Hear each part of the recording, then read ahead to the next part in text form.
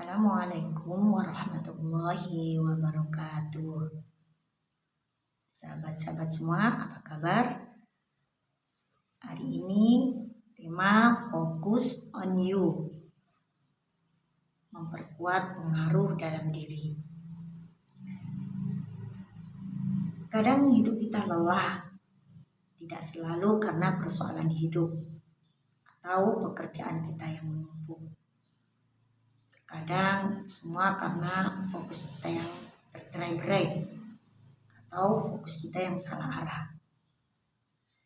Terlihat sibuk, namun hati terasa banyak beban.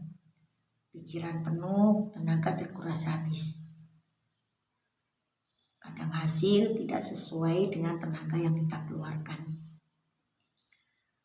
Ada dua hal yang membuat hidup kita capek luar biasa. Ini gagal fokus dan salah fokus. Gagal fokus ketika pikiran, tenaga, dan waktu kita tercerai-berai ke hal yang benar-benar tidak selesai dengan baik. Dari urusan satu ke urusan yang lain, memikirkan banyak hal dalam satu waktu, tapi semuanya tidak pernah ada yang tuntas.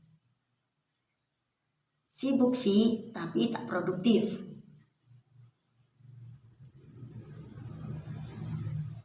Banyak mikir sih, tapi tidak ada yang pernah selesai. Hasilnya kita capek luar biasa, tubuh kita lelah, pikiran kita penuh, akhirnya jiwa kita pun menjadi kosong. Yang berikutnya salah fokus. Ketika pikiran, tenaga, dan waktu kita habiskan ke hal-hal yang tidak menyentuh inti hidup. Hidup ingin validasi manusia, membandingkan diri kita dengan orang lain, memusatkan diri kita ke hal-hal yang tidak penting untuk skala prioritas. Terlihat berjuang, namun kita mengejar hal-hal yang tidak menyentuh hidup kita secara mendalam. Gagal fokus menguras energi, salah fokus menguras makna. Yang satu sibuk tanpa hasil, yang satu lelah tanpa makna. Ada 7 fokus teman-teman yang mampu mengubah hidup kita. Kalau kita mau mempraktekkan 7 fokus ini, insya Allah hidup kita akan berubah. Yang pertama, fokus jalan keluar ada di dalam. Sebuah ungkapan, jalan ke dalam sebelum jalan keluar. Maknanya tidak selalu jalan keluar itu ada di luar diri kita.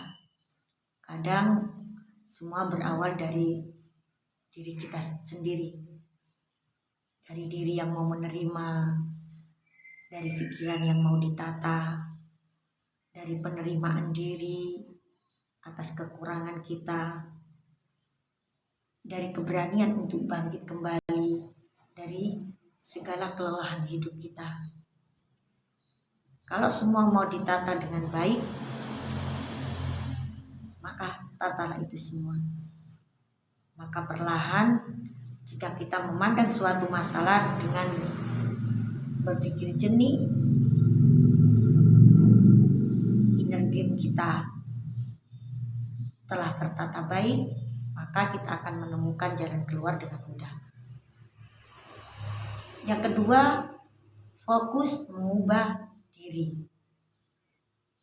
Kita kadang ingin orang lain berubah sesuai keinginan kita, keadaan berubah sesuai keinginan kita. Tapi alangkah baiknya kita merubah dari diri kita sendiri. Merubah pikiran kita, merubah perasaan kita, fokus kita, pilihan kita, respon kita terhadap hal-hal yang terjadi. Itu seperti inner game yang kita latih hari ini. Saat itu kita mau menata diri, maka apa-apa yang di luar diri kita akan mengikuti menjadi baik. Ada nasihat dari salafus soleh. Saat kamu mau menata batinmu, Allah Ta'ala akan berubah zahirmu. Yang ketiga, fokus apa yang dalam kendali. Tidak semua hal bisa kita atur, namun kita bisa mengendalikan ikhtiar, pikiran, respon.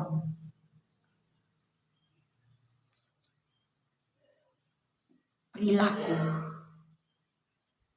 Yang itu apa dalam kendali kita? Kita sering memikirkan hal-hal yang di luar kendali kita, hingga kita capek, menghabiskan energi. Ada sebuah ungkapan, ubahlah sesuatu yang bisa kamu ubah dengan sepenuh hati. Dan hal yang tidak bisa kamu ubah, terimalah dengan sepenuh hati. Karena selain itu adalah sakit jiwa. Maka usahakanlah sekuat tenaga apa yang dalam kendalimu. Sedangkan di luar kendalimu titipkan kepada Allah Subhanahu wa Ta'ala. Maka jiwamu akan menjadi ringan dan kau akan mantap, tenang menghadapi perjalanan hidup. Yang keempat, fokus hari ini, kini, bukan nanti. Kita sering fokus ke belakang dengan hal-hal yang telah kita lewati. Kita menyesal dan kita mencemaskan hal-hal yang belum terjadi, hingga membuat kita khawatir, cemas, sampai kita melupakan hari ini yang seharusnya menjadi milik kita dan kita nikmati momen-momen itu.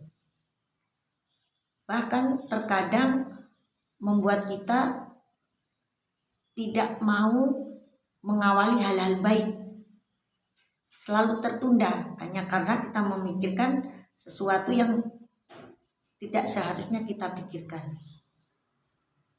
Maka nikmatilah hari ini, lakukan amal soleh sekuat tenaga hari ini, karena dia tidak akan terulang kembali dan hanya terjadi satu kali dalam hidup kita.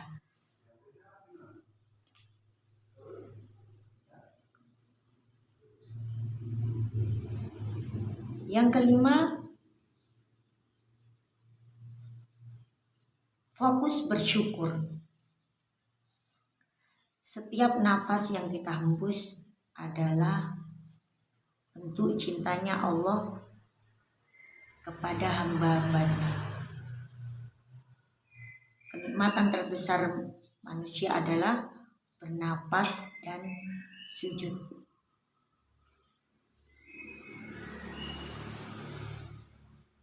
Ada dua sujud. Yang pertama sujud syukur dan syukur sujud. Sujud syukur adalah sujud yang dilakukan ketika kita mendapatkan nikmat dari Allah Subhanahu wa Ta'ala sebagai bentuk rasa syukur kita. Sedangkan syukur sujud yaitu kesyukuran kita karena kita masih diberi kesempatan oleh Allah untuk sujud kepadanya. Tidakkah kita menjadi orang yang bersyukur atas nikmat nafas dan nikmat sujud yang telah kita lakukan? Karena ketika kita sudah menjalankan rasa syukur ini, maka kita akan menjadi orang yang menerima segala kekurangan dan kelebihan diri kita yang diberikan oleh Allah Subhanahu wa taala. Kita akan lapang, hati kita menjadi ringan. Kemudian yang keenam, fokus memulai dari hal yang kecil. Kadang langkah besar tidak dimulai dari langkah yang besar. Kadang hal-hal yang kecil yang kita lakukan secara terus-menerus akan menjadi hal-hal yang besar. Contoh, kunci yang kecil mampu membuka pintu-pintu besar. Maka kita contohkan, kita biasakan, kita bangun pagi dengan duduk bertafakur, karena kesyukuran kita bisa bangun dengan keadaan sehat, dalam keadaan mampu mensyukuri nikmatnya yang kita lakukan hari ini, yang kita dapat hari ini, maka akan membuka pintu-pintu kebaikan pada hari itu. Maka kita rutinkan setiap saat, maka akan terjadi hal-hal besar yang mungkin tidak akan kita duga. Begitu pula sebaliknya. Kita bangun pagi dengan perasaan yang suntuk, sempit, pikiran pun kita sempit. Kita lakukan setiap hari, maka yang menunggu kita tentunya hari-hari yang suntuk. Karena pintu keburukan itu terbuka. Jadi pintu kecil kebaikan atau kunci kecil kebaikan atau kunci kecil keburukan, hasilnya pun akan sama. Maka mulailah dari hal-hal yang sederhana agar menjadi hal-hal yang besar yang akan kita syukuri. Yang terakhir, fokus pikiran. Kenapa pikiran? Karena awal dari semuanya adalah pikiran. Pikiran masuk ke perasaan, akhirnya ke perilaku, akhirnya ke hasil. Maka mari kita geser kebiasaan kita dengan menggeser pikiran-pikiran buruk kita menjadi pikiran-pikiran yang positif. Karena semuanya akan menuai hasil. Yang kita pikirkan baik, maka perasaan kita menjadi baik, perilaku kita baik, hasil pun akan menjadi baik. Tapi sebaliknya, ketika pikiran kita buruk, perasaan kita pun buruk, perilaku buruk, hasil pun menjadi buruk. Maka kita harus menjadi master untuk mengendalikan inner game kita agar semuanya menjadi baik. Ketika inner game kita sempurna, maka apa-apa yang di luar diri kita insya Allah akan menjadi baik juga tanpa kita minta. Wallahu a'lam bishawab. Wassalamualaikum warahmatullahi wabarakatuh.